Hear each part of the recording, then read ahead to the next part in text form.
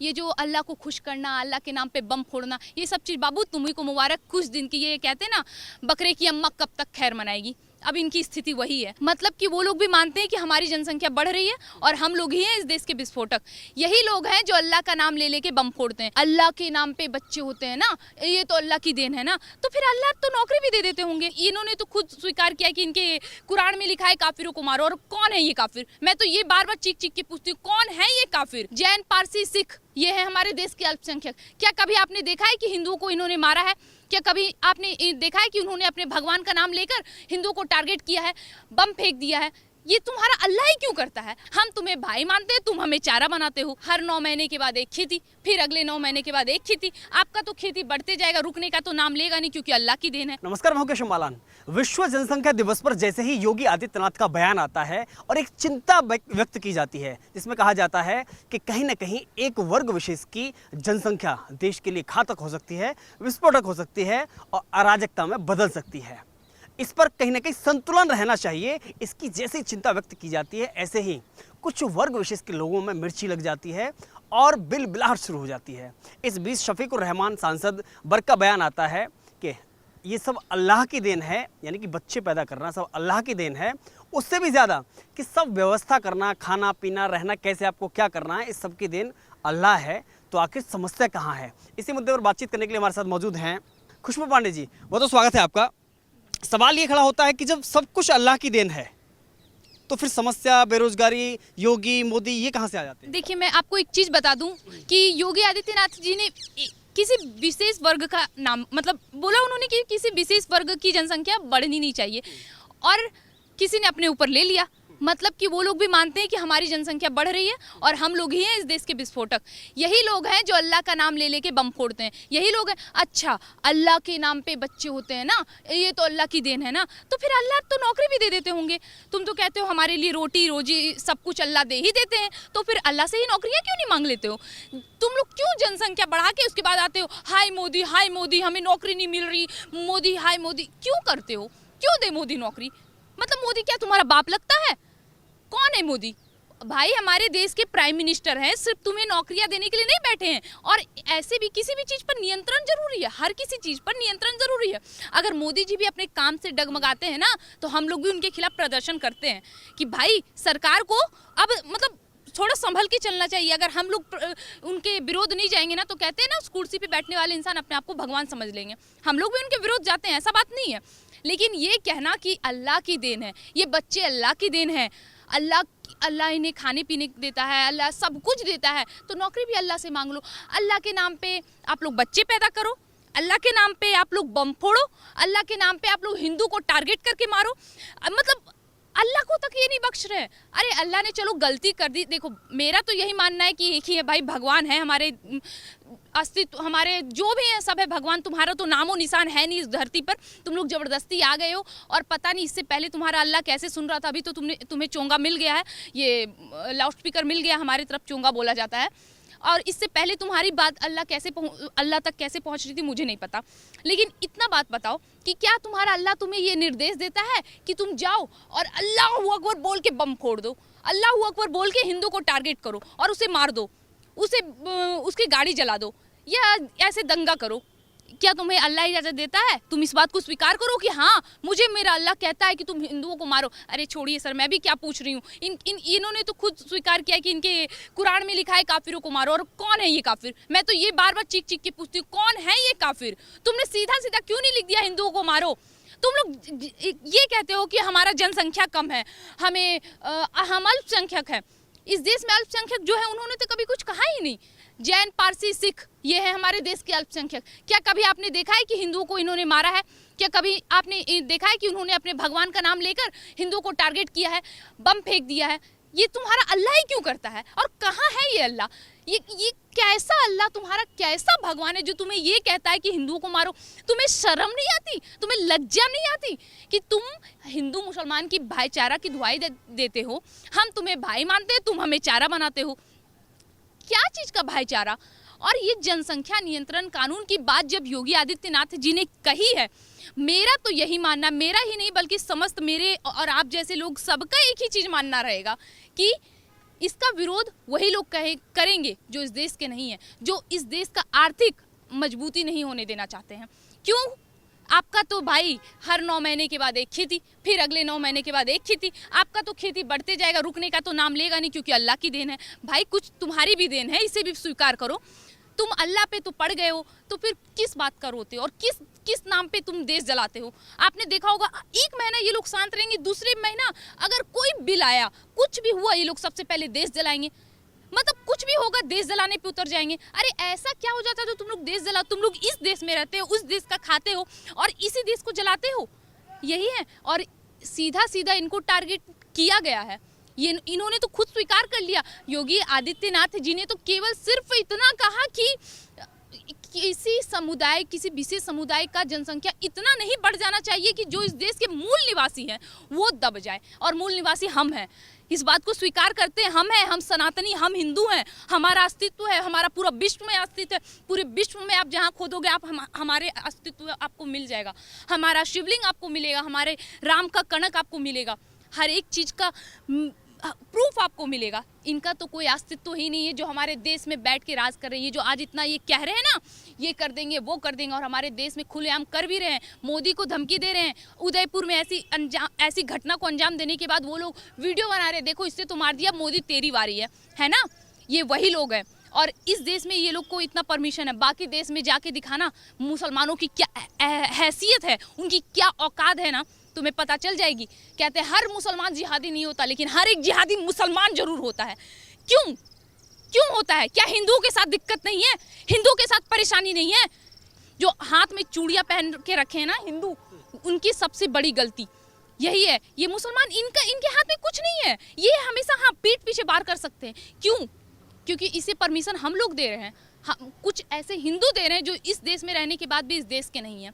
इनकी वजह से हम जैसे लोग कट रहे हैं, और अभी भी ये लोग नहीं समझे ना तो सब कुछ समाप्त हो जाएगा, और वाकई में इस देश के जो मूल निवासी है ना वो खत्म हो जाएंगे। ये आपके और मेरे हाथ में है, और इस देश की सरकार के हाथ में है कि जल्द से जल्द, छोड़िए आप सबसे भाईचारा निभाना, छोड़िए आप सबको सही प्रूफ करना कि भाई हम सबको मिला के चलेंगे। इस देश में मुगल के पैदाइश और कलाम के वंशज और हम हिंदू और कट्टर हिंदू कभी एक नहीं होंगे। इसलिए आप सबको मारिए गोली, सबको साइड करिए, और जो इस देश में कानून आना चाहिए वो आप जल्द से जल्द लाइए। हमें जिंदा रहना है, हमें अपना अस्तित्व बचाना है, हिंदुत्व जिंदा रखना है। सरकार से ये गुजारिश है मेरी हाथ जोड़ के। देखिए सवाल ये है कि इस बीच में अगर अखिलेश यादव का तुरंत तत्काल टिप्पणी आती है और कहते हैं कि साहब बढ़ती आबादी कभी अराजकता नहीं फैला सकती है, अराजकता तो उससे फैलेगी जब लोकतंत्र की हत्या की जा रही है योगी सरकार में। अच्छा, योगी सरकार द्वारा लोकतंत्र की हत्या की जा रही है, तो उस वक्त क्या हुआ था जब तुम्हारे बाप ने कार सेवकों पे गोली चला दी थी? उस वक्त क्या हुआ था? तुमने इतने घिनौने काम किए हैं इस देश में रह के, इस देश के खिलाफ, और तुम्हारे पिताजी मुलायम सिंह जी का आज भी मुझे वो बात याद आता है तो मेरे रोंगटे सिहरते, ऐसा लगता है कि अभी मैं उसे मार दूं जाके। हमारे देश के बहुत बड़े मंत्री रह चुके हैं, रक्षा मंत्रालय संभाला है उन्होंने, बहुत बड़े, लेकिन उन्होंने क्या कहा था आपको बयान याद होगा, जवानी में लड़कों से गलतियां हो जाती हैं। लड़की के बलात्कार पे उन्होंने ये टिप्पणी की थी, जवानी में लड़कों से गलतियां हो जाती हैं। और अखिलेश यादव उन्होंने क्या कहा कि सिर्फ मुसलमान लड़कियां हमारी बहन बेटी हैं, हिंदुओं से इतनी क्या तकलीफ। लोकतंत्र की हत्या तो ऐसे तुच्छ नेता ने की है, इस अखिलेश यादव और उसके बाप ने की है। ऐसे नेताओं ने हमारे देश की लोकतंत्र की हत्या की है। और अराजकता, ये टोपी पहन के चले जाते थे मज़ार पर चादर चढ़ाने के लिए, मुस्लिम वोट पाने के लिए। क्यों इतना इन्होंने अपना सत्ता पाने के लिए हिंदुत्व को छोड़ा ही नहीं, हिंदुत्व को कुचलने का कोशिश। अयोध्या, काशी, ये पूरा का पूरा उत्तर प्रदेश जो कि भगवानों का, मंदिरों का नगर है, ये जहाँ मंदिरों का, जिसे मंदिरों का नगर कहा जाता है। हर एक चौराहे पे आपको एक अच्छी चीज़ मिलेंगी, अच्छे वातावरण मिलेंगे। उस अयोध्या का इन्होंने इतना बुरा हाल करके रखा था। आए दिन उत्तर प्रदेश में दंगा हुआ करता था, कौन था इसका जिम्मेदार? क्या उस वक्त लोकतंत्र की हत्या नहीं हो रही थी? ये लोग थे जिनकी वजह से हमारे देश में इस तरह का माहौल हो रहा था। लेकिन जब से योगी सरकार आई है ना, कितने दंगाई बाहर आए हैं। आज भी उनका बयान याद है, या याद दिलाऊं? जिन्हें बोली से समझ आया वो बोली से समझे, और जिन्हें गोली से समझ आया वो गोली से समझे, लेकिन समझे जरूर। और ये किया है योगी सरकार ने। लोकतंत्र की हत्या करते तो कभी दोबारा सत्ता में नहीं आते। किस बिना पे बोलते हैं? इन्हें तो बोलने का तक हक नहीं है। ये अखिलेश यादव, मुलायम सिंह, पता नहीं अपने आप को ये नेता क्यों समझ रहे हैं। इन्हें तो कोई पूछता, इन्हें कोई कुत्ता ना पूछे जो इन्होंने किया है। मैं साफ शब्द में बोलूँगी, इस देश में हिंदुत्व ही चलेगा, हिंदुत्व के अलावा अब कुछ नहीं चलेगा। और अब ये बर्दाश्त की सीमा के बाहर है। जिस नेता ने हमारे देश में जिस में ही नहीं 70 साल से हमारे देश में हिंदुओं को कुचलने का काम किया गया, हिंदुत्व को मारने का काम किया गया, इस बॉलीवुड ने भी यही काम किया है। हमारे देश में जो लफ्ज़ याद हो रहा है, इसका कारण भी ये बॉलीवुड है। ऐसे लोग हैं, ऐसे नेता हैं, और अब ये सब चीज़ बंद होना चाहिए। इस देश में हिंदुओं का शासन, आप हिंदुओं का शासन का मतलब समझते हैं? हमारे धर्म में भी लिखा गया है कि अगर तुम पे कोई वार करे तो तुम उस पर वार कर सकते हो अपने बचाव में। संविधान में भी यही लिखा है कि अगर तुम्हें कोई चोट पहुंचाने की कोशिश करे तो अपने बचाव में तुम उसको मार सकते हो। अब ऐसे चलेगा हमारा देश। अब सिर्फ बात पे नहीं, आंख के बदली आंख। बहुत हो गया बर्दाश्त, अब बहुत हो गया। हमें मरना नहीं है, हमें जीना है। और मुझे 100% भरोसा है, ये लोग कभी सामने से आके वार नहीं करेंगे। ये लोग पीठ पीछे वार करने वाले हैं, और ये लोग पीठ पीछे ही वार करेंगे। सामने से वार करेंगे तो काटे जाएंगे, मारे जाएंगे। मैं अकेले ये हौसला रखती हूँ। इस देश में 80% हिंदू जो खुद को कहते हैं, क्या उनमें औकात है? क्या वो सब के सब ये हौसला रखते हैं कि बात आने पर वो हाथ में तलवार उठा सके, अपने हिंदुत्व का रक्षा कर सके? है? अगर है तो आप तैयार रहिए, क्योंकि इतना समस्या क्यों पैदा हो जाता है? अगर देश के किसी भी सामाजिक चिंतन में एक चिंता व्यक्त करते हैं योगी आदित्यनाथ जनसंख्या जैसे बड़े मुद्दे पर, और वो भी ऐसे समय में जब विश्व में दूसरी सबसे बड़ी आबादी हिंदुस्तान की है, चीन के बाद में है, तो लेकिन उसके बाद में एक वर्ग विशेष को बिलबिलाहट होना, आखिर इनकी कौन सी रोजी रोटी है जो बंद हो जाएगी? अगर ऐसी कौन सी दुकान है जो बंद हो जाएगी अगर जनसंख्या नियंत्रण कानून लाया जाता है या फिर उसे संतुलित करने का प्रयास किया जाता है? देखिए, अगर आप पूछें तो ये तो बात साफ साफ इस तरह नहीं कहनी चाहिए, लेकिन मैं अब कहूँगी, अब खुल के तो कहना पड़ेगा। इनका क्या है, आपने सुना होगा जहाँ 61% से ज़्यादा मुसलमान रहे उसे मुस्लिम राष्ट्र घोषित कर दो, 61% से ज़्यादा क्रिश्चियन रहे तो उसे क्रिश्चियन राष्ट्र घोषित, ऐसा है। ठीक है, इस देश में 80% हिंदू हैं, फिर भी ये देश हिंदू राष्ट्र घोषित नहीं हो रहा है। यही तो है हम हिंदुओं की सहनशीलता। बर्दाश्त तो देखिए हमारा, क्यों जानते हैं? क्योंकि हमें भी पता है कि कितने हिंदू हमारे समर्थन में नहीं होंगे। उनका पता है क्या मानना रहेगा, हिंदू राष्ट्र मतलब यहाँ मुसलमान नहीं रह सकते। और मुसलमानों की मानसिकता जानते क्या है?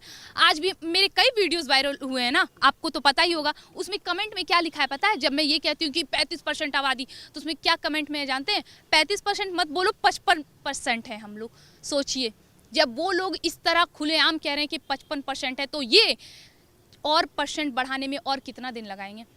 बस थोड़ा दिन रुकिए, इनका परसेंट जैसे बढ़ेगा अब होगा मुसलमान राष्ट्र। क्यों भाई? मुसलमानों की आबादी ज़्यादा है, इनको करना है ये मुसलमान राष्ट्र, जी इस्लाम राष्ट्र।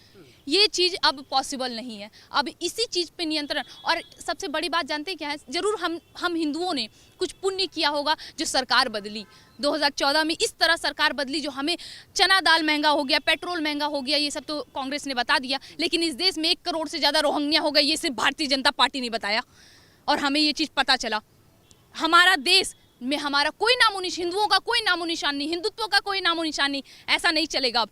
इस देश में रोहिंग्या, असमिया, बांग्लादेशियों और खास करके ऐसे जिहादियों का कोई जगह नहीं है जो इस देश में रह के इस देश को काटेंगे, इस तरह के काम करेंगे। इनका कोई जगह नहीं है। जनसंख्या नियंत्रण कानून तो आएगा, अब जिसको जनसंख्या नियंत्रण नहीं करना है वो तो फिर बाबू देख लो अपना अपना। इस देश में अब तुम्हारा कोई जगह नहीं। जितना तुम्हें करना था ये 70 साल तक ना कर चुके हो, अब बर्दाश्त के बाहर है, अब बर्दाश्त नहीं होगा। अल्लाह को खुश करने के लिए जो लाइन लगाए हुए हैं बच्चों की, उनका इलाज क्या है? अब अल्लाह देखे, अल्लाह के लिए अगर किए हुए हैं तो फिर अल्लाह देखे उनका क्या। अब इन्होंने अल्लाह को छोड़ा कहाँ? अब देखो, अल्लाह से तो गलती हो गई भाई कि उन्होंने ऐसे बंदों को ये भेज दिया इस धरती पे। ठीक है, वैसे भेजे तो हमारे भगवानों ने, वो तो देखिए भेजते हमारे भगवान है, वो तो नीचे आके अल्लाह बन जाते हैं। नहीं, सच्चाई है। देखिए, अगर आप में इतना उनके अल्लाह में, मैं ये नहीं कह रही हूँ, अगर तुम्हारे वाकई में अल्लाह में इतना दम है तो ऊपर से बना के भेजे ना मुसलमान। नीचे आके बनने की क्या जरूरत है?